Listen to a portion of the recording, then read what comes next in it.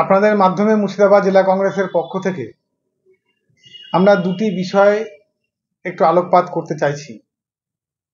এক, 2026 বিধানসভা নির্বাচন যত এগিয়ে আসছে, এই পশ্চিমবঙ্গের মাটিতে বিজেপি এবং তৃণমূলের আঁতাতের সমস্ত রকম পরিকল্পনা নতুন নতুন মোড়কে আবার খুলতে হচ্ছে।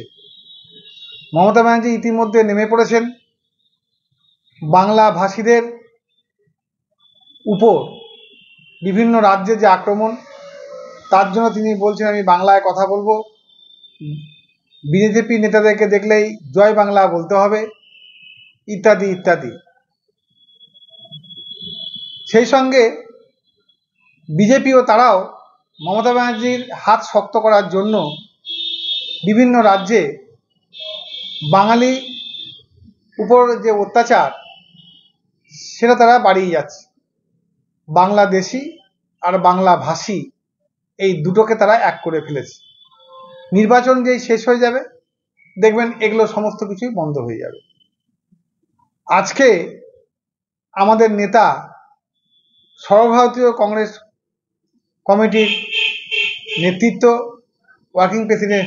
ওয়ার্কিং কমিটির সদস্য, প্রাক্তন রাষ্ট্রমন্ত্রী কেন্দ্রীয়, তিনি আজকে পানিপথের মোট 4টি জায়গা, যেগুলো বাঙালি ভাষী অধ্যুষিত এলাকা, যেমন কৃষ্ণ গার্ডেন, ফ্লোরা চক, অনিল পেট্রোল পাম্প এবং কুরেনা রোড, এই 4টি জায়গাতে সাধারণত বাংলা ভাষী বা বাঙালিরা তারা হরিয়ানাতে বিভিন্ন পেশার সঙ্গে জড়িত, তারা কাজকর্ম করেন। তাদের কাছে গিয়ে সশরীরে তাদের অভাব অভিযোগের কথা শুনে তাদের সমস্যার সমাধান করার জন্য তিনি সচেষ্ট হয়েছেন।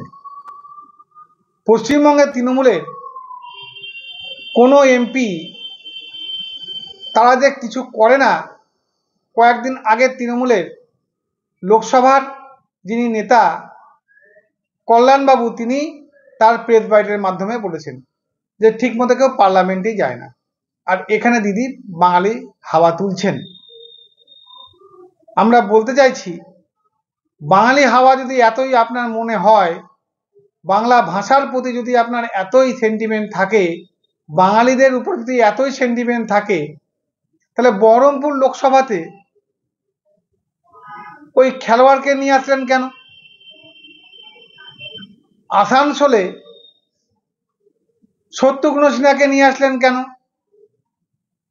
দুর্গাপুরে কীর্তি আজাদকে নিয়ে আসলেন কেন? এরা কি বাঙালি? না বহরমপুরের সাংসদ বাঙালি, না আসানসোলের, না দুর্গাপুরের। তখন তো আপনারা বাংলা ভাষার প্রতি এতটা করেন। তাই অধীর চৌধুরী বরাবরই পরিযায়ী শ্রমিক এবং বাঙালি যারা ভারতবর্ষের বিভিন্ন প্রান্তে আছেন, তারা বিপদে পড়লেই তিনি তাদের পাশে দাঁড়িয়েছেন। এর আগেও আমরা দেখেছি উত্তরপ্রদেশে তিনি এখানকার যারা সংখ্যালঘু সম্প্রদায়ের মানুষ, তারা যে বিপদের মধ্যে ছিল, তাদের উপর যে অত্যাচার হচ্ছিল, সেই অত্যাচার থামানোর জন্য তিনি যোগীর সঙ্গে দেখা করতে গেছিলেন। আর তার ফলস্বরূপ সেদিন শুভেন্দু অধিকারীরা তাকে বিজেপি বানিয়েছিল, আর যিনি বানিয়েছিলেন তিনি আজকে বিজেপির পশ্চিমবঙ্গের বিরোধী দলনেতা। তাই আমরা মানুষকে বলবো যে এগুলোকে আপনারা খেয়াল করুন। আর দৌলতাবাদের বিধায়ক, আরেকটি পয়েন্ট, সেকেন্ড পয়েন্ট, সংখ্যা হাসপাতালে চারিদিকে সাপের উপদ্রব বেড়েছে। আমাদের কাছে বহু মানুষ আসছে যারা গ্রামীণ হাসপাতাল, মহকুমা হাসপাতাল এগুলোতে গিয়ে কুকুরে কামড়ানো এবং সাপে কামড়ানো ইঞ্জেকশন তারা সেখানে পাচ্ছে না।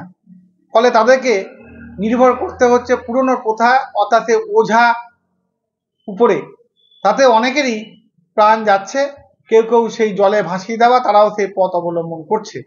আমরা সরকারের কাছে আপনাদের মাধ্যম দিয়ে আমরা একথাই বলতে চাইছি যে এই সময় প্রতি বছরই সাপের উপদ্রব বাড়ে এবং কুকুরে কামড়ানোর উপদ্রবটাও বাড়ে।